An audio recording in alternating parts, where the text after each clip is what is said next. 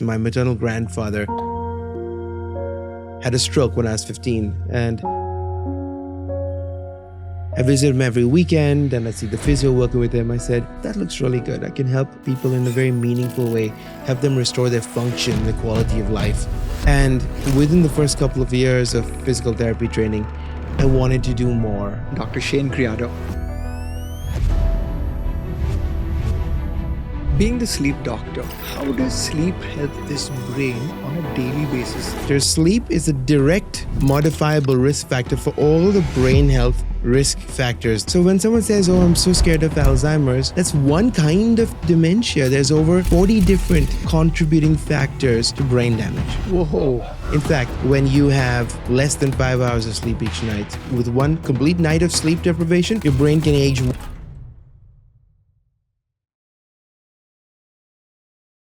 I'm super excited. I'm always excited about my podcast. I am so blessed to be able to talk to some of the most intellectual people on the planet. Many of them are stalwarts, are architects of science in their expert field. If I can get this sleep doctor, this psychiatrist to talk to you about how sleep is the most vital asset and how sleep is actually the new diet, then hopefully you will be convinced to switch off this podcast, go to sleep, and come back tomorrow morning and watch it again. So, without further ado, let me welcome Dr. Creado. Doc, Thank you, Ryan. How are you doing? I'm doing great. It's such a pleasure to be here with your amazing team and staff. I've enjoyed myself thus far.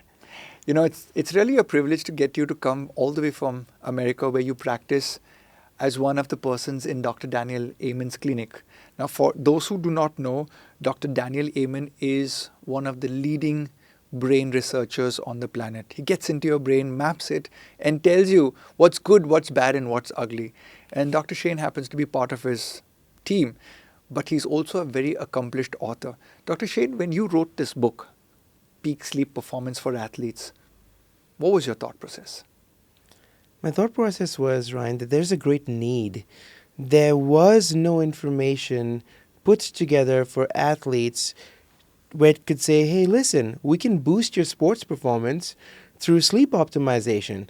Teams and leagues and organizations are spending millions and millions of dollars each year looking at different ways to improve their performance. They're looking at investing in training facilities, they're looking at nutrition, which is vital, but they're only addressing sleep when there's a problem.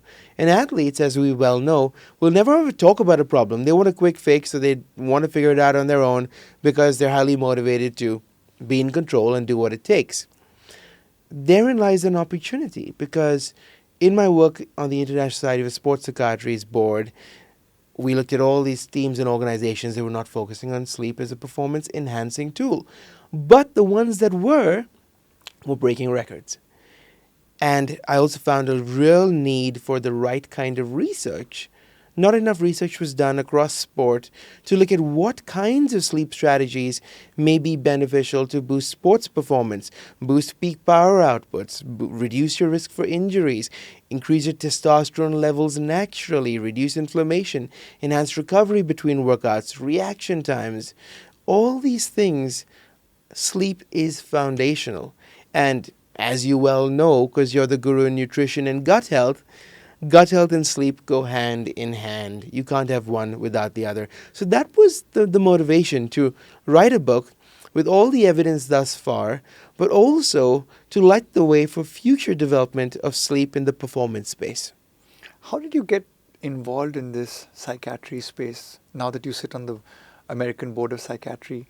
And what was your journey this far? What did you study, and how do our viewers know your exciting journey to this level? I don't know how we ended up here, honestly.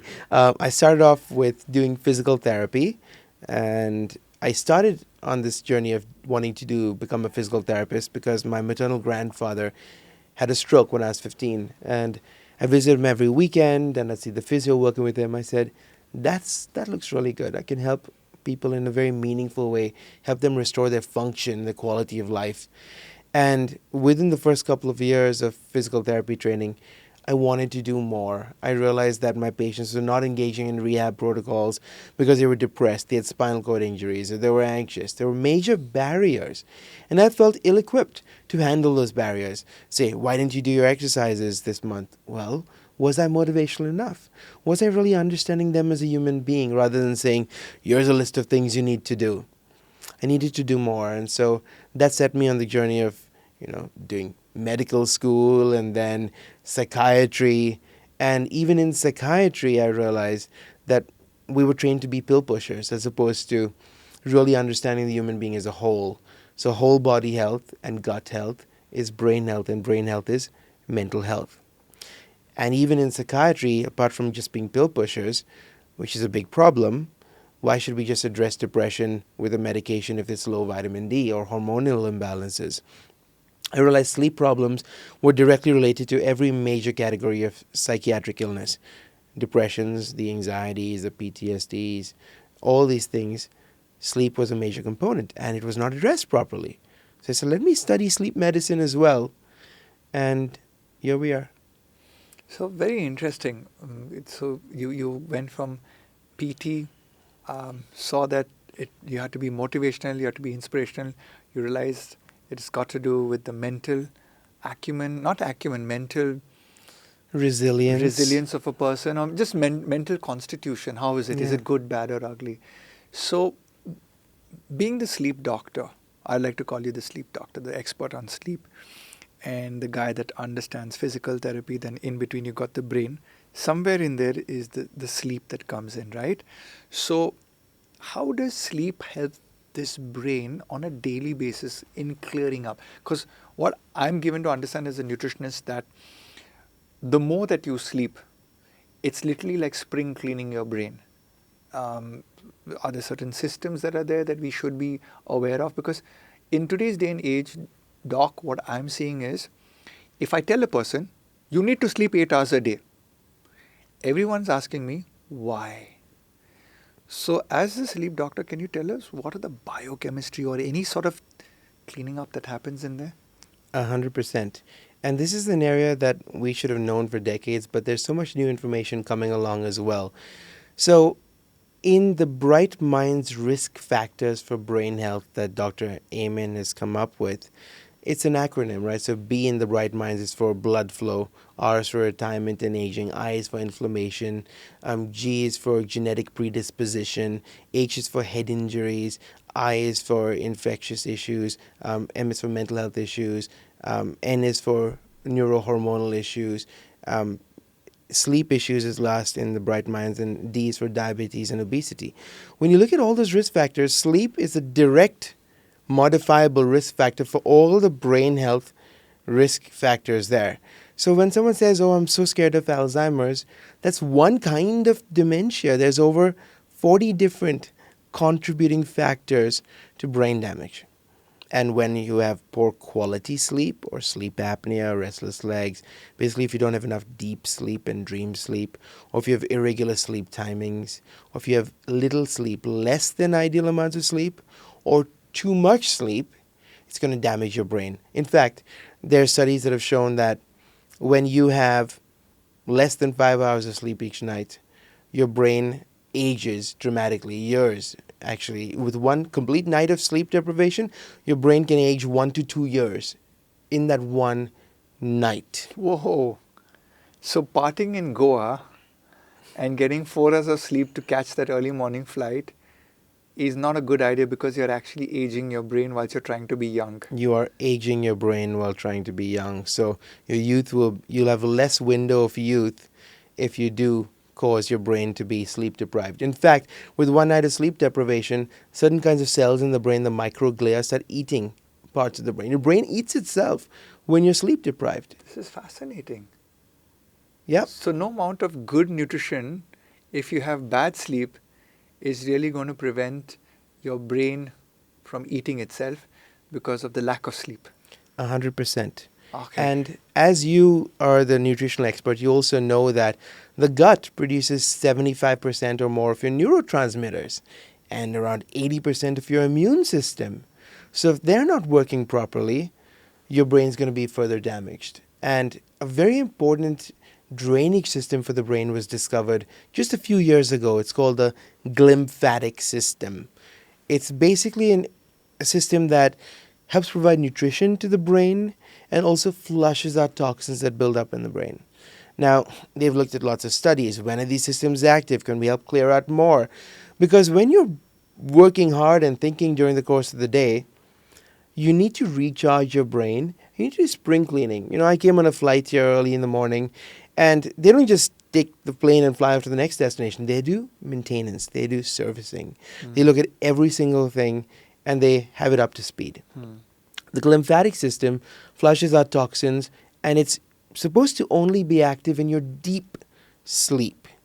So if you're having more disrupted sleep, pain, noise, light, other disturbances, if you're a light sleeper, those channels won't open, and you'll be building up and accumulating that sludge, that muck, those toxins. And what are those toxins? Beta amyloid and tau proteins. And where have we heard of those before? Alzheimer's. In fact, the glymphatic system is so important that there was another study that showed if you're getting just 1% less of deep sleep over the course of a year, your dementia risk can go up by 27%. Sorry, 1% lesser of deep sleep can increase your dementia risk by 27%. When does this deep sleep happen mostly? In the first part of the night? That's right, in the first part of the night.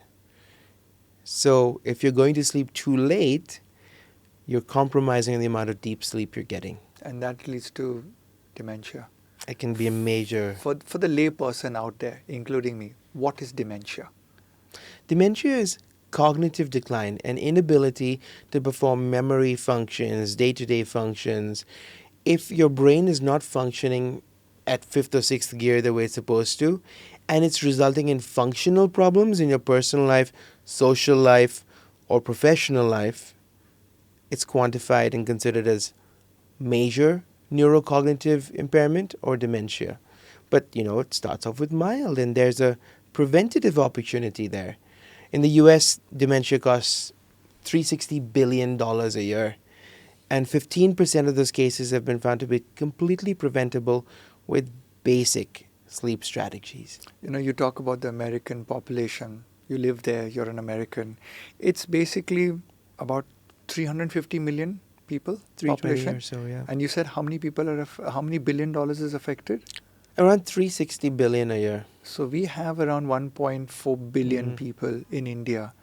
And given the fact that many people don't have access to even proper running water or food, I think sleep could be one of those factors that we could very easily improve for most of the population. Because what does sleep need? It needs a flow. It maybe needs a mattress or a pillow and then just knock out. So you can actually heal the brain by just sleeping a little bit longer and getting that deep sleep. Exactly right. I remember you and I discussed this long time ago, Uppsala University, about the junk food study. Yeah. And they said that in the junk food, the duration and the quality of sleep wasn't disturbed. But when I read that study, it said that the deep sleep was affected with junk food. And not only for the first night, but the second night also. So you're talking about a system that cleans up the brain. You're also talking about a lack of deep sleep will increase your dementia by 27%. And then I'm talking about you eating junk food on Saturday, Sunday, partying out all night, getting shortage of sleep, and then Monday, Tuesday, when you think you're actually recovering, then your sine wave, your deep sleep, that's the sine wave sleep, right? Yeah, delta sleep. Yeah, so that's getting affected. Yes. So the way we are living today, because of electricity, because of the internet, because of Netflix, that is the major challenge that we are actually facing. Yes, and the junk food, what you put in your body damages your gut, damages your sleep quality, the EMFs, our environment is just, every factor in our environment is toxic to the brain and toxic to deep sleep. But the good news is, as you rightly said, sleeping is free. And if we know how to sleep properly, fixed timings, winding down before bed, getting some sunlight on your face to lock in your rhythms. Why the sunlight on your face?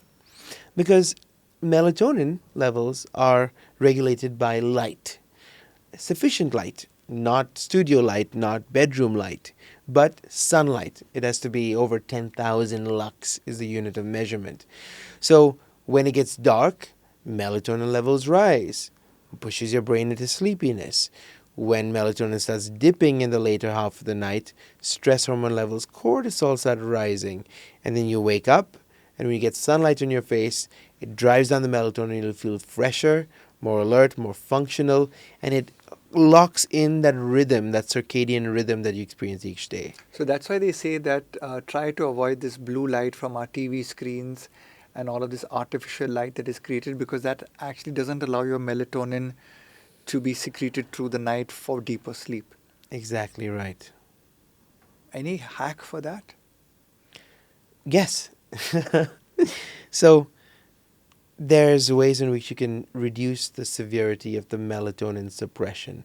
So there's what's called the melatonin suppression value. And when you're using your screens or blue light, it can suppress melatonin levels by 17 to 33%. That's one factor. The other factor is all kinds of light will suppress your melatonin. It's just that you're more sensitive to blue light. But also, even more than the light, people don't really want to talk about that much because they're like, oh, light, let's use these apps to reduce the blue light, is what you're doing on the phone, Ryan. You're not going to be doing something boring on the phone.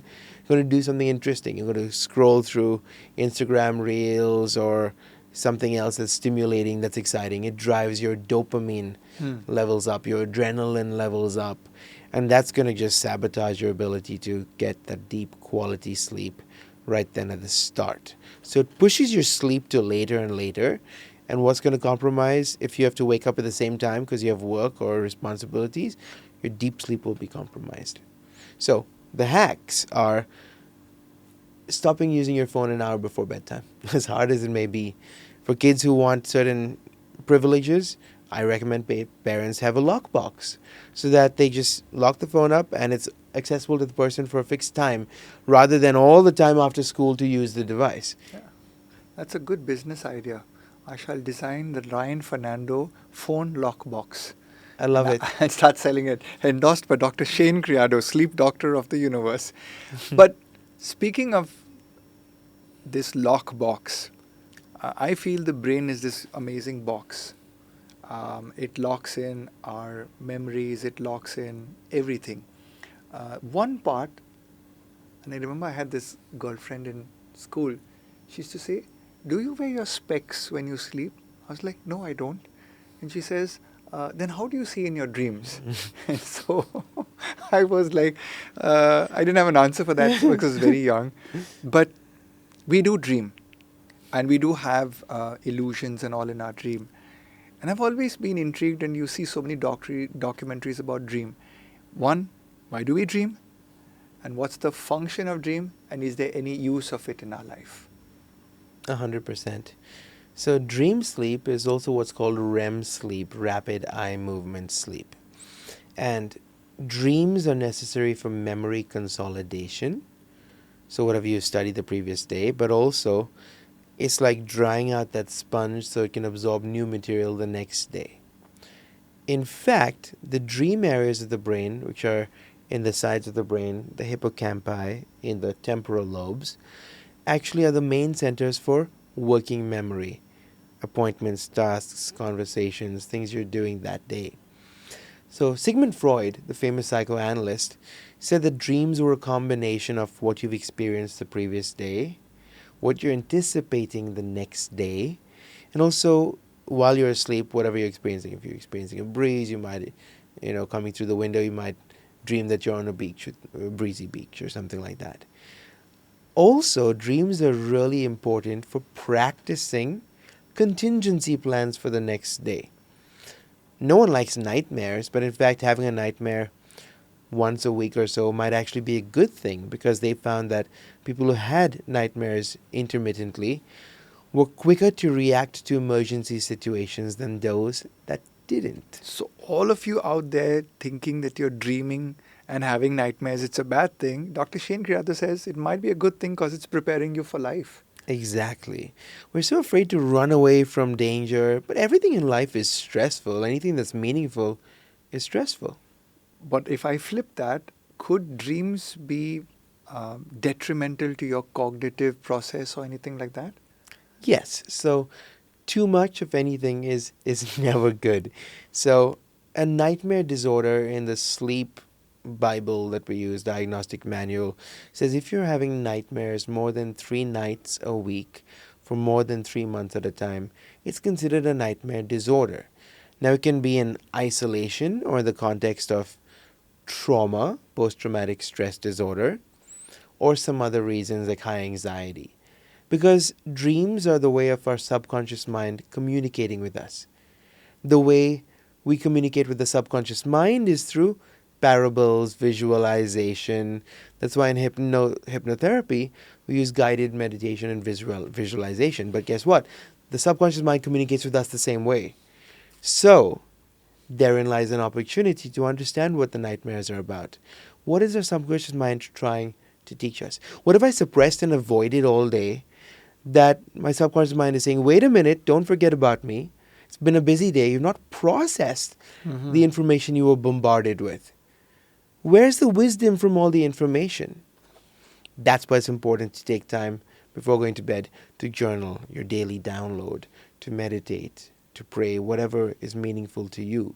Marcus Aurelius would manage the Roman Empire and then go to his chambers, busy guy, I'm sure, and would have his own alone time to process the stuff that he was faced with during that day. You know what I do? I get a cup of chamomile tea, go onto my terrace, and talk to my plants. That's beautiful. That is meditation. Yeah.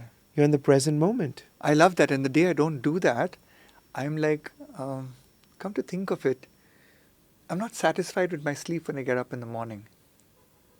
So, we've seen that dreams could prepare you. Dreams could also lead to cognitive decline. Uh, One thing that I don't know this there's any truth from your perspective as a doctor, as a psychiatrist, is that of late we've started doing the microbiome testing at our clinics. And the general feedback is, in addition to the gut feeling good, people are talking about sleeping much better with lesser nightmares also. So I know if you've done 100 microbiome tests, we have about 5 or 7 people coming back to us and saying either migraines disappear or bad dreams disappear when they recalibrate their nutrition, which changes their gut microbiome. So are you swimming in this ocean as when y'all are doing research in America and seeing changes when y'all change any neurotransmitters or diet or take people off alcohol or take people off junk food? That's why you're there to collaborate with, right? You're 100% right. The microbiome, the gut, produces most of your neurotransmitters and is a major sleep regulator through the vagus nerve, which promotes deep sleep, rest, and relaxation.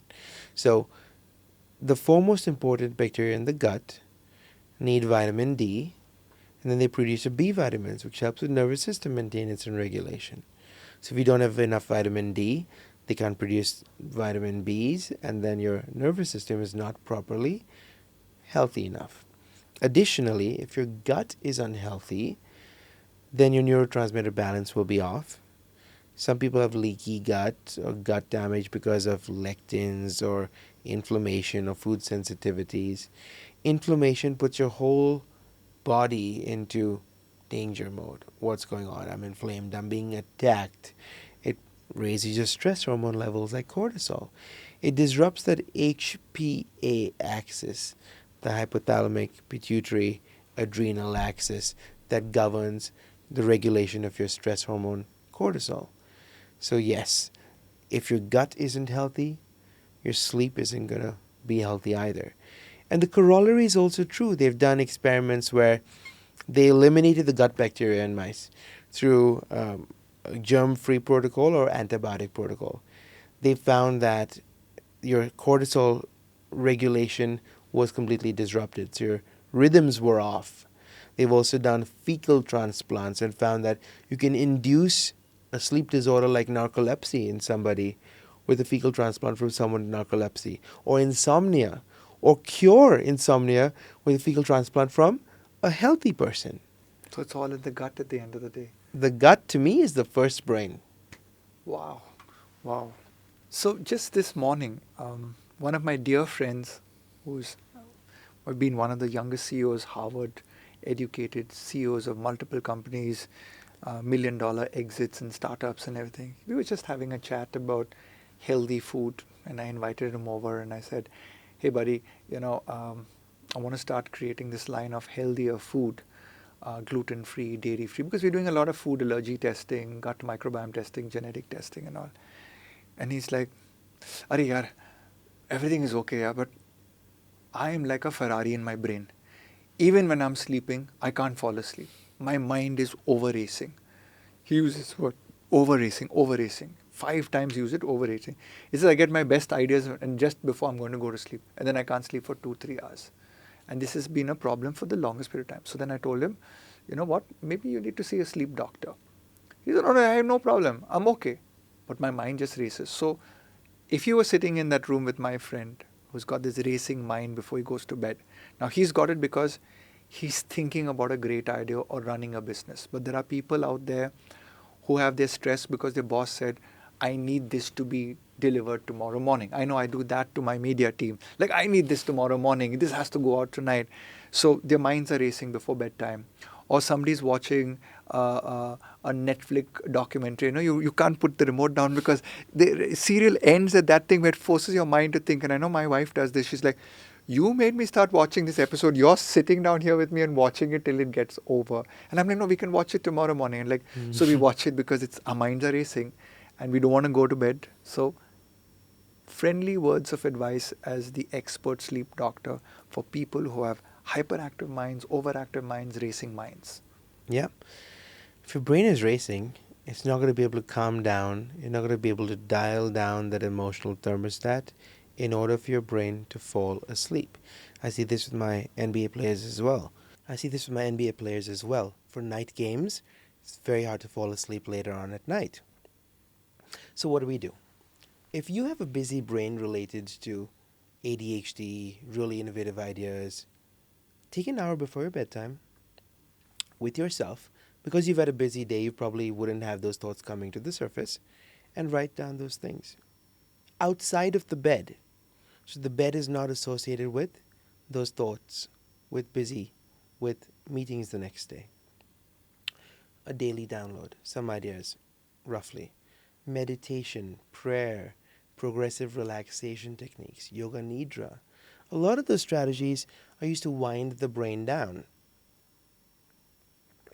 Vagal nerve stimulation devices are also very effective. They stimulate the vagus nerve to start calming the brain down.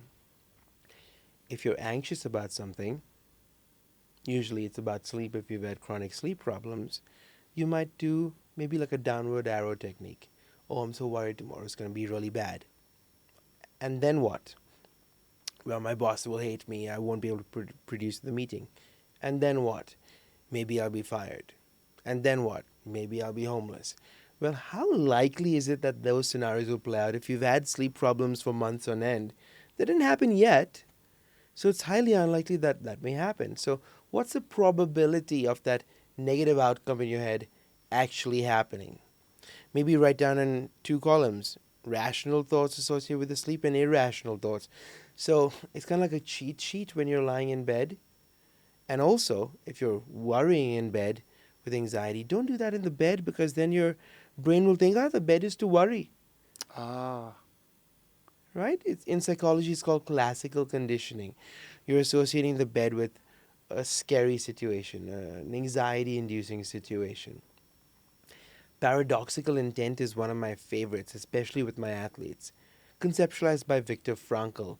What that means is, rather than saying, "Oh, tonight is going to be horrible, I need to try to sleep," it wakes your brain up. Do the opposite, paradoxical. So let me see if I can break my personal record and see how little sleep I get tonight. Why does it help? Because your whole anxiety with trying to control the situation falls off.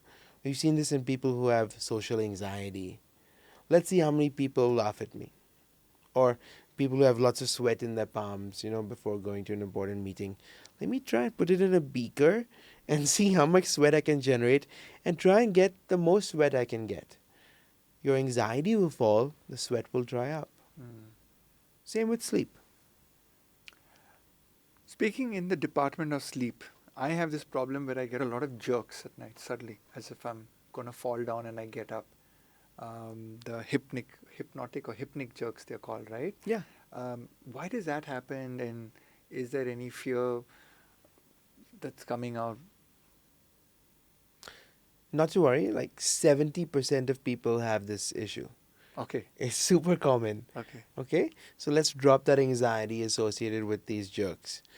Now, these jerks occur typically because your brain is going into sleep mode, but you're not fully asleep. So it's just about pulling back from that sleep at that Yeah, moment. what happens when we sleep, right? Our muscles become paralyzed. You're not supposed to act out your dreams. That's another disorder. But if you are falling asleep and your muscles suddenly go limp, basically the brain thinks you're falling, Oh, okay. right? So your hands may go up to protect you. It's called a parachute response in infants, right? You have Yeah. a young boy, and when he was a baby, you must have seen you pretend to drop him or catch him, his hands and legs would go out. Same principle applies. Those are primitive reflexes that never leave. Now, if it's happening once in a while, nothing to worry about. If it's happening every single night, then you're jerking up awake and then you can't fall back asleep, then it's a problem. Mm. And then it might be because of stimulant medications like caffeine or nicotine or alcohol or Oh, so fast caffeine carbs. also. Yep. So a lot of the stimulants can also cause this because it's keeping you Yes. from getting into a deeper sleep. Yes. Ah, Yes. Okay. And also, eating too close to bedtime, anxiety can cause this as well. So since you're talking about eating closer to bedtime, I get this in my counseling room all the time. I want to do intermittent fasting. I want to finish eating at 6 o'clock in the evening. But if I finish eating at 6 o'clock in the evening, at 9 o'clock I'm ravished and hungry. And if I eat at that time, 9:30, 10, then I don't get deep sleep. But if I go to bed hungry, I also don't get sleep. But if I eat at 7 o'clock or 8 o'clock in the evening, then I get perfect deep sleep. But I still want to do intermittent fasting. I don't want to eat at 8 o'clock. What's the right thing to do? So I get this question. From a sleep perspective, what's the best time to have your last meal, in your opinion? And what could be the better construct in that so that a person gets better sleep? Absolutely. So this is in the field of chrononutrition where we come together, right? Chrono, timing, nutrition. So it's about the timing of the food you're consuming and the type of food you're consuming. So if you eat way before bedtime, like 6 p.m., but your bedtime is 10 or 11, by the time the middle of the night comes around, your body may feel like, oh my God, I'm starving, I don't have any food, my blood sugar levels are dropping. So let me get more blood sugar, where I'm not eating in the middle of the night. That's a different sleep disorder.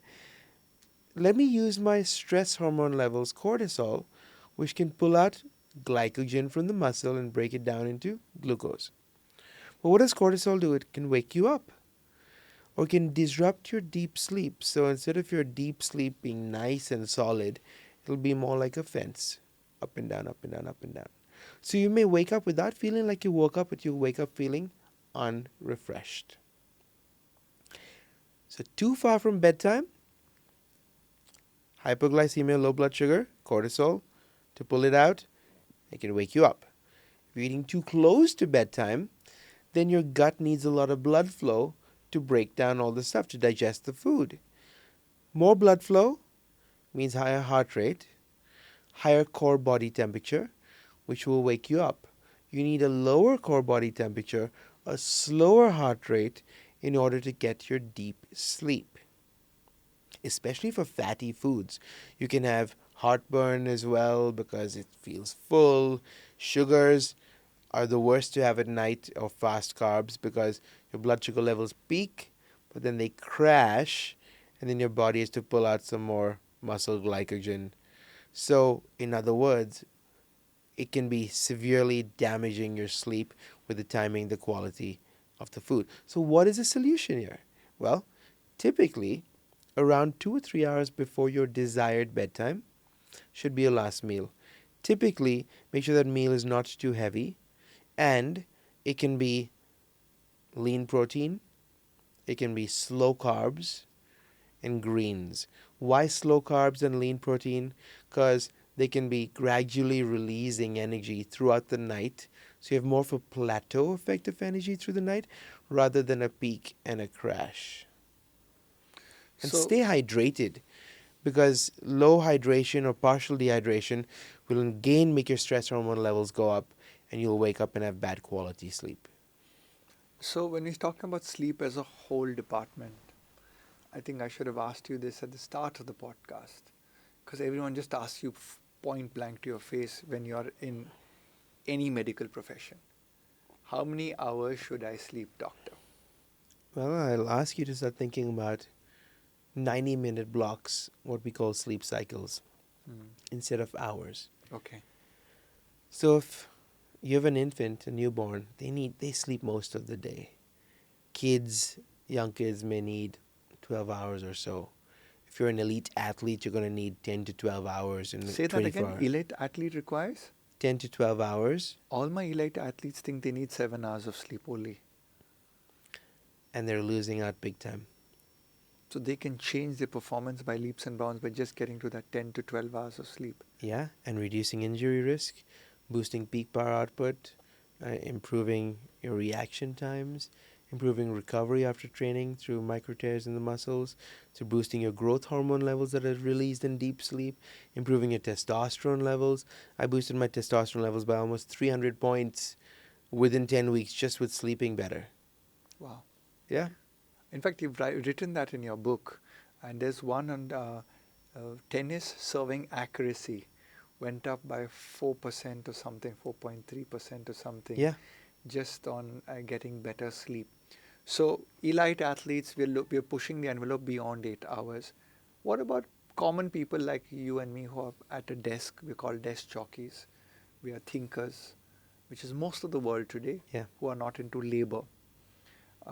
How much of sleep do we need? Typically, the average adult needs around 5 sleep cycles, which is 7.5 hours of sleep in a 24-hour period, permitting its fixed timings every night, and you have good quality sleep. So you're not dealing with other sleep issues like pain, which is disrupting your deep sleep, or restless leg syndrome, or sleep apnea, or medications that are causing your sleep to be of poor quality. 7.5 hours typically. However, the normal range is between 6 to 10.5 hours for an average person.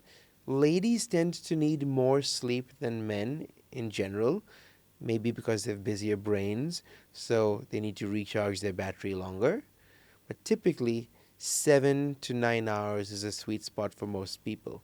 And the sweet spot is super important because independent research has shown that if you're not finding your sweet spot and you're getting less than 7 hours a night, but you need closer to 9 hours, or you're getting closer to, the other way around where you're getting too much of sleep, your heart disease rates can go up 83%. Your dementia rates can go up dramatically. Your heart and your risk of strokes can go up, and your death risks can go up between 40 to 70%. That's massive, just with sleep timing and knowing how much sleep is right for you. So I think one of the prescriptions I am seeing on your pad is get more sleep. Get the perfect sleep. Document your sleep in blocks of 90 and then find your perfect sleep cycle. Don't set your wake up time, set your sleep time so that you don't have the anxiety to get up on time to meet your responsibility. But I think you wake up naturally. Yeah, count backwards. So we all have responsibilities in life. So if my wake up time is 6 in the morning, let's aim for 7.5 hours of sleep. So 6 a.m. wake up, so 10:30 bedtime, which means 9:30. Let's start winding down, writing down my to-do list, prayer or meditation, warm shower, sauna. Saunas have been shown to reduce dementia risk by 66% and heart disease by 55%. It's a great health No strategy. wonder the Finnish love their sauna. Exactly. Exactly. That was a finished study, over decades, a population level study. So aim for a good wake up time that's consistent. Get some sunlight in your face in the morning, and then see whether 7 hours or 7.5 or 8 hours by maybe sleeping earlier is your sweet spot. And if you can't find a sweet spot because you're waking up miserable or unrefreshed, that's not normal. It might be a serious issue like sleep apnea or narcolepsy or something else disrupting your sleep What is quality. narcolepsy? Excessive sleepiness. Some people's brains just need way more sleep than the average person. It's suspected, Ryan, that in our adolescence, if there's some sort of viral infection and your immune system thinks, oh, the virus needs to be destroyed, and some brain cells look very similar to the virus, I'll destroy those also. Those brain cells are responsible for keeping you awake. Mm-hmm. And if they're damaged by the immune system, then you'll feel more sleepy during the course of the day. So people with narcolepsy can nod off, go to sleep anywhere, and they can need 10, 12, 15 hours of sleep in a 24-hour period. Wow.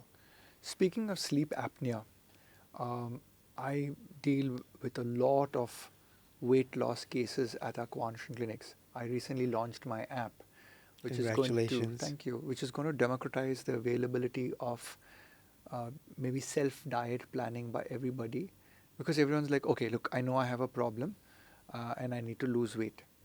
But I am seeing a correlation with heavier weight, specifically abdominal obesity, more fat on the throat region, and people then getting sleep apnea, which is, correct me if I'm wrong, you actually, your breathing shuts down when you're sleeping, and then you kind of forcefully wake yourself up to take a breath again. So, what is sleep apnea from your standpoint of view? Is it affected by heavier weight? And what could be the better, correct positions to sleep in? And what are some of the prescriptions that you do for such people? Yeah. So this is an important topic because sleep apnea is a major issue around the world. The most significant risk factor is being heavier, obesity. It's the number one risk factor for the sleep apnea, where apnea means a pause in your breathing. Sleep is while you're asleep. So, if you're heavier, your airway can collapse on itself, more fat, the tongue falls back, and it blocks the airway. Or your tongue falls back. It can, yeah, it can fall Okay. back and restricts your breathing. Now, if your brain thinks that I'm suffocating, it's going to wake up. So, more stress. So, your brain may wake up in danger mode, more stress, and it causes lots of downstream effects. Because if you're not breathing properly, higher stress hormone levels, more inflammation, higher blood sugar levels, higher cholesterol, higher hypertension risks, dementia, cancers are all directly related to poor sleep quality, like sleep apnea. So lose weight, right? Important factor there. But poor sleep will cause you to gain more weight, Correct. right? Because of the hormones. Poor sleep, higher cortisol. So whatever you eat will be converted to fat. Our fat cells are more inflammatory. Hmm. Fat cells convert testosterone to estrogen, more weight gain. Poor sleep, which means less leptin, so you won't feel as full. You want to eat more and more and more. And poor sleep is more ghrelin, makes you hungrier. So in this whole sleep apnea thing, okay, so we know it's about the obesity, the brain kind of wakes you up from choking and stuff like that. Um, as a sleep doctor, one is, what do you recommend as a good sleeping position? Do you recommend the CPAP machine? And are there any natural ways that we can help people out there in terms of, please go get the testing done, as well as what can you do on your own? I know as a nutritionist, lose visceral fat. You Yes. bring down body fat percentage by 10%, your snoring and sleep apnea will disappear. But from your desk, when people are too lazy to get on their diet, what can they do from a medical sleep point of view, psychiatry point of view? Sleep on your side. Oh, that's simple.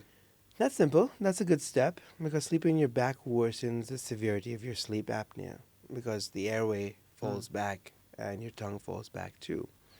Now, You can also sleep in an incline, so you can put a bed wedge under the mattress. That'll reduce how bad the sleep apnea is. Weight gain is the biggest problem. But sleep apnea, if it's severe or moderate, you need CPAP.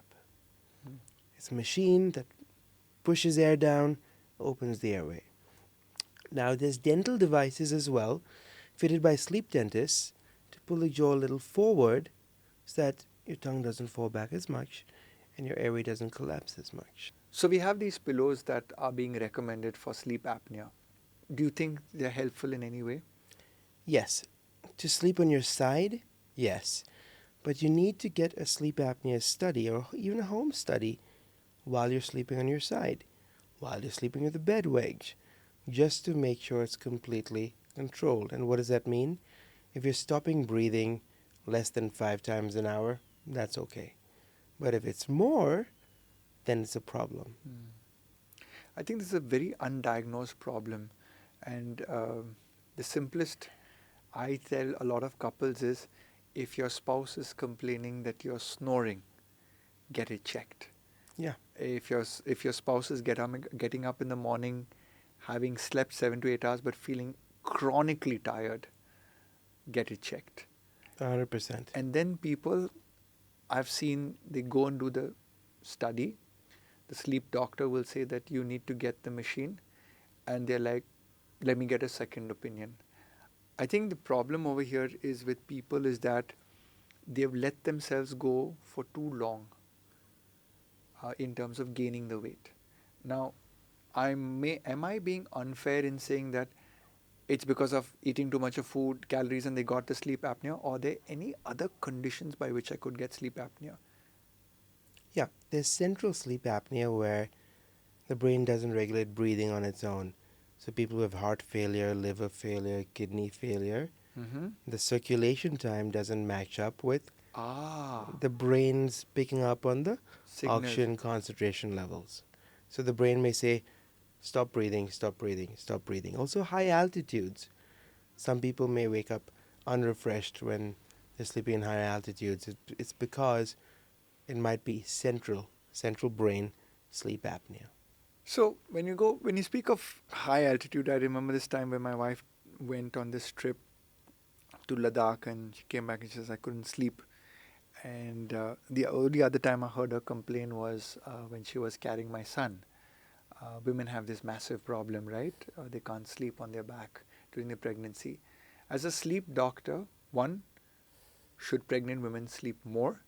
And two, are there any devices or techniques or hacks that you recommend for pregnant women to follow or acquire? Yes, so pregnant women should always sleep on their side, preferably the left side. Because in your left side, Mm-hmm. the big veins that go from the feet up to the heart, Mm-hmm. they're on the right side, and the aorta is a big artery that goes down to supply the body. So the veins are collapsible, the aorta is not as collapsible. So when you're on your left side, they're less likely to be pressed, so your feet are less likely to swell up. Also, less likely to have reflux because of the pressure of the uterus, and you Wow. might have more reflux there. Wow. So pregnant women, if you're watching this, sleep on your left side, which means you put your husband on the right side.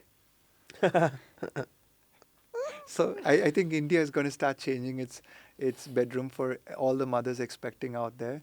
Husband sleep on the right, prop your wife's back up and see that she's sleeping on her left. I hope I'm right in that. Yeah, I am. Yeah, correct. There's pregnancy pillows, between the knees to support the hips, to support the belly on your side. There's U-shaped pillows, there's whole body length pillows, there's C pillows. Highly recommend to make sure you're comfortable. If you're waking up with backaches, neck aches, there's something wrong with the bedding that needs to be corrected. And this is so crucial for pregnant ladies because independent research studies have shown that if they're not getting good quality sleep and enough sleep, it might predispose the infant for neurodevelopmental problems. Milestones may be delayed, their speech may be delayed, their brain development may be compromised. Mothers, if you're hearing in on this, you better get good sleep. If you're not getting good sleep, get in touch with Dr. Shane. Change your diet, sleep better, Because tomorrow, that cranky kid could be because you didn't sleep enough or sleep well enough. So remember, imprinting does happen. If you want good imprinting, we've always said it's music, it's good sleep, it's talking nicely to the kid in your womb, great nutrition Yes. is very, very important. Now, we've talked about pregnant women, we've talked about sleep apnea. Um, I remember reading this one study uh, on prisons where they saw that violent inmates, their tendencies to do more violence reduced when they improved the micronutrients, which is the vitamins and omega 3. Is there any study in the world of the universe that people who have lesser sleep go on either ends of the spectrum of behavior, either introverted, collapse internally, depression, or on the other hand, God forbid, killing people? So, is sleep related in that department? 100%. When we look at the brain scans of the Amen clinics, we see the same areas of the brain that are damaged with traumatic brain injuries, with head injuries. The same areas are damaged with chronic sleep problems. What are those areas? The sides of the brain are the temporal lobes. They help us with working memory, but also with emotional stability. So if your brain is not well healed with proper sleep, you'll be more emotionally reactive. You'll be less emotionally stable, more anger issues. Additionally, the frontal lobes may be damaged with poor sleep. What do? Willpower, suppressing impulsive, irrational behaviors. They're like the brakes of the brain.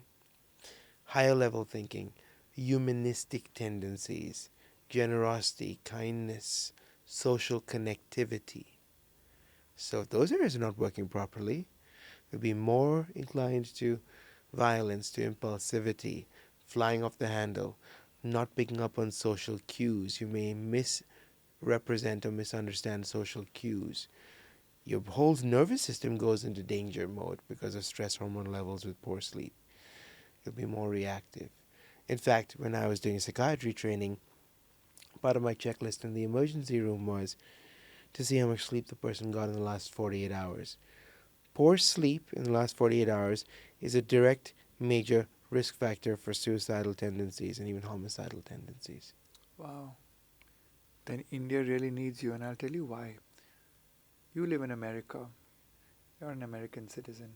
Here's the thought process. We work with you in America. So, Dr. Shane, last time when I spoke to you, it was my late night and your early morning that you got up. And this is millions of what we call as the graveyard shift, where India is providing the necessary technical service, right? So there are millions and millions of night shift workers. If I and you had to give them some advice, because we can't tell them sleep when the sun goes down and get up when the sun rises. They're going to be working in that time when you and I are blessed to be in our beds. What advice or what hacks can we give such people? Well, shift work disorder has been labeled as a probable carcinogen by the WHO. Wow. Direct relationships with prostate cancer, breast cancer, and colon cancer. Additionally, other studies have shown if your sleep schedules are disrupted, so fixed schedule in the weekdays, different schedule in the weekends, within 5 years, maybe 50% of those people go on to develop diabetes. Daylight savings time is a thing in the US. When you lose 1 hour of sleep the next day, the heart attack rates go up 24%. So this damages every aspect of your life. It ages you down to the DNA. But I'm not going to tell millions and millions of people to quit their job. What do?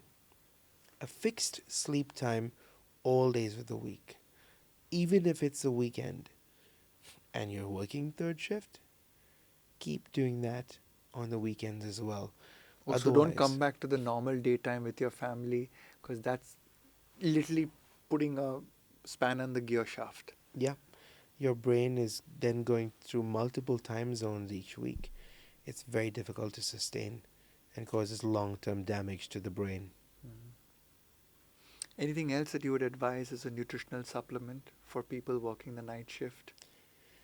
Yes, well, if you're sleepy during the night shift and it's not very busy, I'm a big fan of strategic napping.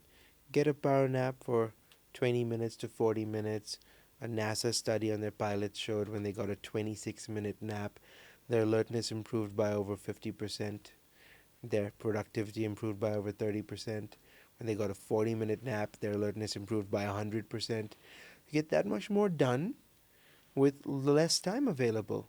So, strategic napping, if you're feeling sleepy and you want to shift your rhythm to a new rhythm, say you're starting a job that involves third shift, you might have these light delivering glasses like the ones we had seen on your podcast the last time we chatted. Um, Sufficient light intensity to drive down your melatonin so you're more alert. Jumping jacks, and maybe have a skipping rope, stay hydrated. And then when you're having time to go to sleep, it might be bright outside. Eye mask, earplugs, meditation, relaxation, maybe some magnesium.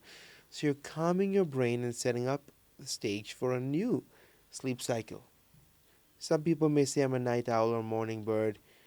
You can shift your rhythm, you can change it. That's what I do with the athletes who are traveling across time zones for competition all over the world, or shift workers. So we can get you to reduce your disease burden risk, reduce your risk for heart attacks, diabetes, cholesterol issues, high blood pressure through locking in those sleep timings. So, post pandemic, right? Uh, a lot of the workforce got the idea of work from home. Then we went back to the hybrid model. Some days work from home and some days we go to office. In your clinical experience and life experience, have you seen it affect or improve the sleep cycles of people? Like, if you were to advise me as an entrepreneur in my company, and I do have the hybrid model among almost 200 dietitians. Some work from home, some work the night shift, some work the morning shift because you've got clients across the world. I'm like, Dr. Shane, you're the authority on this. What should I do? Should I continue with this hybrid model? Is it thumbs up for the employee's health or is it a thumbs down for their health? Specifically the sleep. Yeah, it depends on how you handle the hybrid model. So, if the hybrid model means that you're working from home and you're having to deal with household things in between and, kids and other things that are bleeding into your work and your sleep, then it's a problem. Because the good thing about working at a separate location is that that's your workspace and your home is your safe space. I always say your bedroom should be your cave, your safe space, your sleep space. A lot of people, small amounts of room at home, and so they may be working from a desk in their bedroom or on their bed on the laptop. And then you're associating the brain and the bed with worry, with sleep, with work related issues that are going to sabotage your sleep quality. So the hybrid model can work if you take advantage of it. If you don't have to travel long hours to go to work 2 or 3 days a week, keep your sleep times the same. And in that free time that opens up, maybe meditate, journal, catch up on the things you need to do to download from that brain. And try and, what I do is when I'm working hybrid, after I finish clinic, if I'm not in the clinic, close my laptop. My ritual is when I finish all the patient refills, I take a warm shower. That is the cutoff point. I'm not going to think of clinic unless I get called with a psychiatric emergency. Mm-hmm. That's my time. That's my mini vacation time. I can do what I want with it because Awesome. that's a good break. Awesome. Uh, I had one client who, before doing the warm shower, did a workout in the night. And I was like, I just think that your brain's going to active. But he says, Mr. Fernando, I just feel so amazing. And then I have a warm shower and I go to sleep. So is it bio-individual? Should people work out? Because I know your parents live in the city of Mumbai, and that city never sleeps. New York is the same. London is the same. People finish work at 9:30, 10, and then go and work out. You work with athletes. They have different time zones. But invariably, most of our athletes are in bed early because they get up early morning to train. But people like you and me, the Aam Admi, should we work out at night? Most people's sleep will be sabotaged if they're working out too close to bedtime because your dopamine goes up, your adrenaline goes up. Your heart is racing, your core body temperature increases. Each of those things will sabotage your ability to fall asleep. Some people may say they sleep better when they work out at night. God bless, do your thing. Maybe they're falling asleep because they're tired, but not because they're sleepy necessarily. It's always better to exercise several hours before your desired bedtime so your body has enough time to lower the heart rate, the body temperature, the adrenaline, the dopamine. Yoga is great before bed. Absolutely. Meditate, do yoga, do some mild stretches before bed. You'll do great. In fact, exercise, 30 minutes of moderate intensity exercise, can improve deep sleep amounts as well, which is crucial for brain cleaning. Awesome. And staying in the same department, one is the stimulus of exercise can actually help you, but not too much. Yoga is a great classification. Um, there's a lot of controversy about burning candles, aromatherapy, and chemical smells being a no-no because of those aromatic compounds which come from petroleum products. But at the same time, research is now saying that certain herbs help in sleep. What's your take? So, aromatherapy can be effective. You're right, the burning of hydrocarbons can even lower testosterone levels and can be harmful to the brain in the long term. But then, throughout all religious history, you've had frankincense and these other things to help, set the stage. So, I'm a fan of certain kinds of aromatherapy. Lavender is very good for sleep. You also have chamomile, very good for sleep. Cedarwood can help with melatonin release. Sandalwood helps with grounding, so you're more present in the moment. You can use a diffuser. You can use the essential oils in a nice warm bath before bed. You can use them by spraying a bit on your pillow.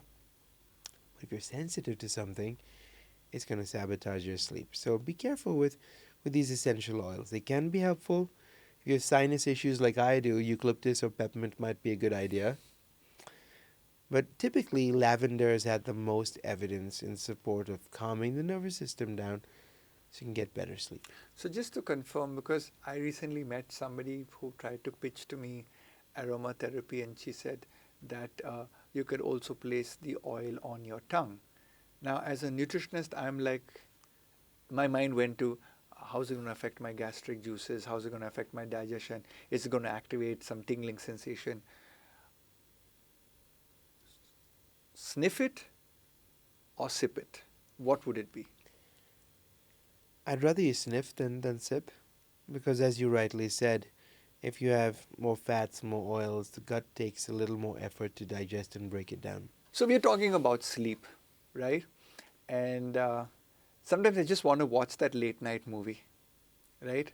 It's my way of unwinding on the weekend. I know I have to go to bed at 10:30 because I got to get up in the morning, even on the weekend. But I was like, no, I just need to shut down this brain. And lo and behold, I know this because I do a lot of counseling for a lot of people, and everyone has this late nights craving for a snack. So, as a doctor, why do you think people crave this snack at night? Is it that we have electricity and we should have been in bed at 7 o'clock? Or is it that we're just bored? And what are your solutions to this problem? There's many factors there. You mentioned a couple of good ones. The human gut, as you well know, isn't used to having 3 or 4 meals a day. That's not what we were designed to do. So, intermittent fasting is great for brain health as well. But if you have a routine where you're staying up later than you'd like and you've had your last meal several hours previously, you might feel hungrier. A lot of people have an alcoholic beverage at night to wind down, and that becomes a habit. Then your brain starts expecting it. So if you've started snacking at night or in the evening, your brain is now conditioned to do the same thing. So we got to break that habit. Mm-hmm. And as you said earlier, sometimes eating the wrong food can also affect your food, your sleep that night. Exactly right. So the kind of food you're having, the timing of your meals, the timing of your sleep all go hand in hand. And if you're anxious, you're going to want to eat more, and it's usually junk food that we resort to. So that might be a significant factor to consider, stress eating. Stress eating. Well, we all have a partner sometimes in our life who contributes to stress or not.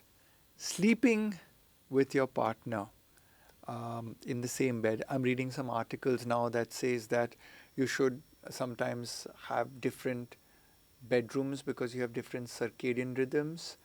Um, but my wife always says to me that when you travel, I don't sleep well, but when you're in the bed, you sleep well. I've heard my mom say the same thing. I've heard many of my counseling clients who are couples say the same thing. What's your counseling experience when you work with people? That if they have a partner, should they take time off from the partner once or twice a week to get a clean sleep? Because sometimes one partner will complain that he sleeps like a log, but I get disturbed through the night when he just turns over in the bed. So, what are your life experiences in this department? This is a really good topic, Ryan, because now they're all talking about the sleep divorce, right, where you Hmm. sleep in separate rooms. There's good and bad things to it. So if you have vastly different rhythms, if your partner is a night owl but you're a morning bird, it shouldn't be that much of a disturbance because anyway the night owl should not be watching TV in the same bedroom Hmm. or reading with the lights on in the same bedroom. They can do it outside of the bedroom and come back to the bed when you're already asleep. That's fine. That's a workable solution. Additionally, if you have a noisy partner, if they're snoring, they need to be checked out. Or if they're a very restless sleeper, they need to be checked out. You should never have any pets on the bed as well because that's going to disrupt your sleep quality. So, it's okay if you have different rhythms, and short of really being a noisy partner or acting out your dreams, you can sleep in the same bed because the good news is being close together, cuddling promotes oxytocin, promotes safety, promotes deep sleep, and promotes more restfulness when you wake up. So, oxytocin release, great. Amazing partners get that feel good factor. Relationships will build better. But you didn't mention snoring. So, I know that snoring has got different levels of bad in it. I don't think snoring has anything good about it. Correct me if I'm wrong, was my first question. And what could we do to rectify snoring? So you're right, snoring means that there's some airway blockage, even if it's a partial blockage. And there's 22 muscles between the tip of our nose and the base of our throat, and the obstruction can be at any level. So while snoring may be a symptom of sleep apnea, it might be just by itself.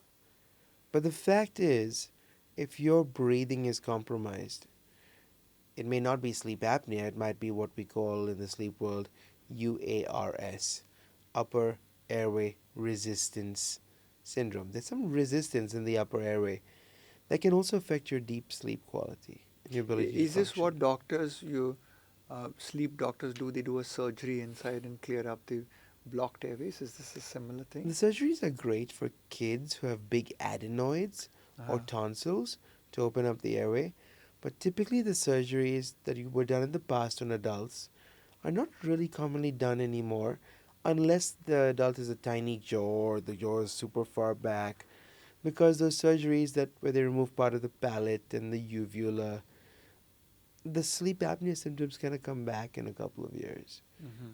The tissue can grow back. So it's not the best strategy, but find where the level of the obstruction is that's causing or contributing to the snoring. So if it's sinuses and gluten sensitivity or lactose sensitivity, deal with that. If you have a sinus problem and a nasal septum that's deviated, see an ENT. If your nose is collapsing when you're sleeping at night, there's ways to keep the nostrils open. If it's a lower level, then maybe your sleep apnea can be tested. So based on the level of the impact, the obstruction, snoring can be corrected. Dental devices for snoring can pull the jaw out a little bit, a couple of millimeters, to reduce snoring if it's at a lower level. We turn to technology for a lot of things. Today, now we're living in the age of AI. And technology is going to be like what electricity was to our ancestors. You can't stop it. It's going to go everywhere. And in the olden days, they said that it was something that was superstitious or it was negative. Electricity was looked upon that way. So is technology today. I think as a nutritionist, I still look upon technology as a great device, but its pervasiveness into the bedroom, into our sleep time, into our pockets, the exposure of EMF radiation is very, very high.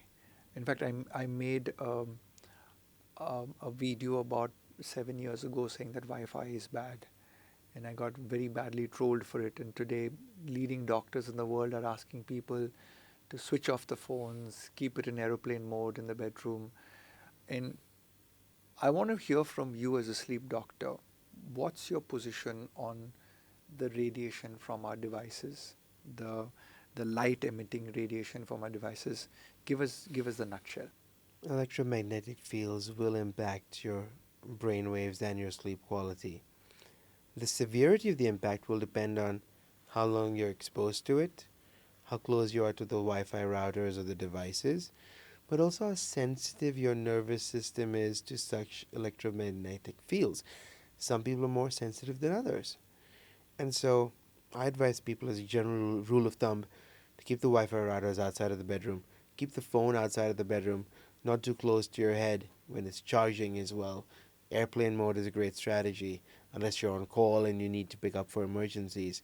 There's also cloaking devices to block EMF waves. And if you don't know whether you're in an area of high EMF radiation, there's devices you can buy off Amazon to look at the EMF radiation levels. And you were 100% right all those years ago with Wi-Fi routers. Because if you're sensitive, it's going to disrupt your sleep. It's going to wake you up. It's going to increase your stress hormone levels. If you had to build your dream house, right, being a sleep doctor, what would be some of the things that you would put into that house? That's really what I'm fascinated with, sleep architecture. I've been speaking with a couple of wellness retreats too on how to design the ultimate. It starts with blackout curtains, nothing stimulating in terms of bright paints or anything. The bedroom is your cave, hypoallergenic sheets, firm mattress. The pillow is only supposed to fill the gap between your head and the mattress in your side sleeping position. Temperature is supposed to be between 15 to 20 degrees Celsius. Your nice humidity ideally is like 45 to 65. And could the mattress also be cooled? Yeah, I can. So there's these new options. I'm going to get a new house at some point, so I'm Nice. making my checklist I'll right help now. you out with that. Okay, so mattress getting cool. What else? Yeah. Also, walls that can block EMF is a really good strategy. None of the electronic devices in the room, no TVs in the room either, and have this the right amount of humidity, the right temperatures, and a calm space. So start off when you have your new space, that you're not doing anything stressful, anything that riles you up, that wakes you up in the bedroom itself. So that's your sanctum. And that's going to go a long way. Lighting is very important. You can have a nightlight running along the bottom of the floor in case you want to go to the bathroom at night. No bright lights that'll put you in danger mode and drive your melatonin levels down. I have these motion sensor lights, one's thrown under the bed. So as soon as I get up, I wiggle my foot and it lights up under the bed and just throws a little bit of light across the room. That's perfect. So every night when I get up, I'm like, yeah, get on. But these are some good tips. I want to put one tip in here, and this goes out to especially couples. I've seen a lot of couples that I do in counseling and my own life experiences that a partner may come up to you half an hour before you go to bed with a world problem, with a relationship problem. Stop doing that because you cannot solve it in that half an hour. And people who do this are very inconsiderate to their partner. Stop doing it. Wait till the morning, after a cup of tea, after you've taken a dump, and that worldly problem, that plumbing problem, that taking out the trash problem, that child problem could be addressed maybe in the morning or ask for time to talk about it in the day. I've seen this in counseling wherein I do a lot of couples nutrition counseling, and invariably I become a marriage counselor. And for men, we are very logical. Advice to women: the emotion 20 minutes before you sleep does not help the men go to sleep, because now we're thinking, what did we do wrong? Because we like to fix things. So this goes out to all the women out there. And to all the men out there, when you get up in the morning, grab that cup of coffee and ask your better half, honey, what's going to be troubling you today? I think that would work very, very well. In addition to getting the dark curtains and keeping the Wi-Fi out of the room, I think these are some great sleep advice hacks that we would do. I think I'll pull one more from your own recommendation, which is the sauna, Yes. right? And I've been baffling about it, reading about sauna and how the the certain heat shock proteins are being released, and then stem cell production increases. Yes. And I'm like, whoa, so I could sleep for 8 hours and increase my growth hormone, stem cells. I could avoid junk food, which gives me more deeper sine wave sleep, and therefore I get my stem cells, and therefore I get my growth hormone, therefore I get my beauty rejuvenation. And at the same time, I could get some sauna treatment.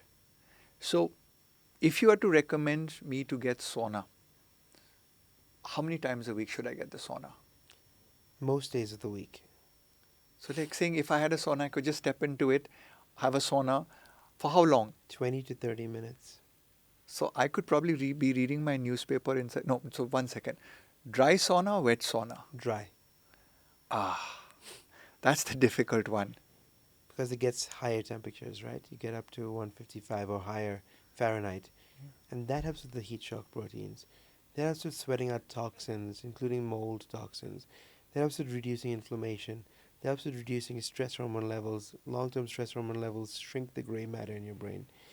And they might be forcing those glymphatic channels open because the brain needs to cool off, flushing it. Wow. So sometimes we don't need too much of nutrition or powders or pills. We just need a little bit of heat therapy. Speaking of heat, on the other end of the spectrum, what's your take in these cold plunges and the cold showers? Cold plunges are shown to improve overall health, inflammation, stress hormone levels. Any study on sleep? Yes. So if you've done cold plunges in the daytime, in the morning, or even at night, once you're out of it, it relaxes you. It actually releases dopamine and can help you fall asleep. But it's not for everybody. Some people prefer the heat, like saunas. Some people prefer the cold plunge.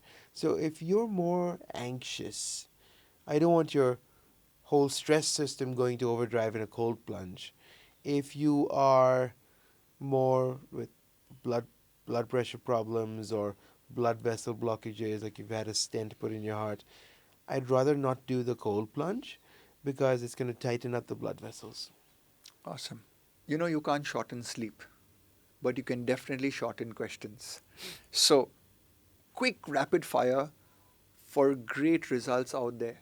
3 must haves for a good sleep. Fixed wake up time with exposure to sunlight, winding down routine before bed, and some stress mitigation strategies, whether it's journaling, meditation, prayer, yoga nidra. That's going to set the stage. Or talking to your plants just before you go to sleep. Absolutely. Ideal screen time for children to have better sleep. Rather than have all the free time after school for them to use their devices, whether it's an Xbox or whether it's a phone, have a fixed designated time for them to use their device. Like maybe 1 hour, but not just random stuff. I think it's important parents know what their kids are absorbing and looking at, not within 3 hours of desired bedtime, and in relation to a reward for good behavior or homework completed. Best temperature, humidity, mattress, pillow for sleep. Temperature, well, the data shows these things: 15 to 20 degrees Celsius, humidity 45 to 55 or 60%, and you need a firm mattress with hypoallergenic materials and a pillow that's only supposed to fill the gap between your head and the mattress. Alarm clock, stimulating ringtone or soothing ringtone. If you're more of an anxious person and you're a light sleeper, I'd do a soothing tone. But if you're a very deep sleeper and you need to get out of it, then you need probably a louder, more jarring tone. The most amount of research has been done on one nutritional supplement, which is creatine, for the athletes. In the sleep cycle, your opinion?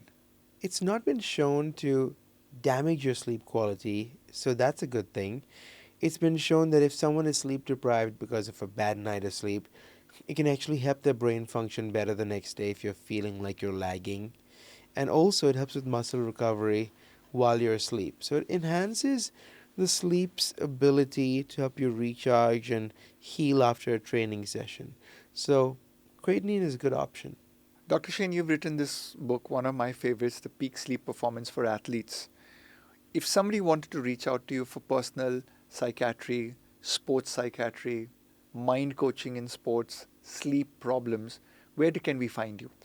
My Instagram is Peak Sleep Performance, or you can always email me at info@shanecreado.com or go to my website, shanecreado.com. Awesome. And we will put the link down in the descriptor. Get clicking. Dr. Shane Creado, my favorite sleep doctor. Dr. Shane, it's been an amazing session with you. I know I'm going to have some great dreams tonight. I know I'm going to go to sleep early. Izzat ka sawal, because I met the best sleep doctor in the world today. I know I'm going to get up refreshed tomorrow morning, but I can't thank you enough for opening up your heart and your mind insights to the rest of the world. I wish you all the best, and I hope to have you back again. In the next time I have you back again, we're definitely going to do one thing that we said in the background, which is let's co-author a book together so that the world now knows they expect Ryan Fernando and Dr. Shane Creado to write a book on nutrition and sleep and maybe the mind. Absolutely, Ryan. Such a pleasure. Thank you for everything you're doing for your staff, the patients you work with, changing the world. God bless you. And it's been an amazing experience. Thank you. Thank you for flying all the way to see me. It's a pleasure. Thank you for watching this far. It's been an amazing episode, and I'm so grateful to have you till the end. If you like this video, please share this video with your loved ones. Better still, gift me a subscribe, a like, or even a comment, and we'll come back to you.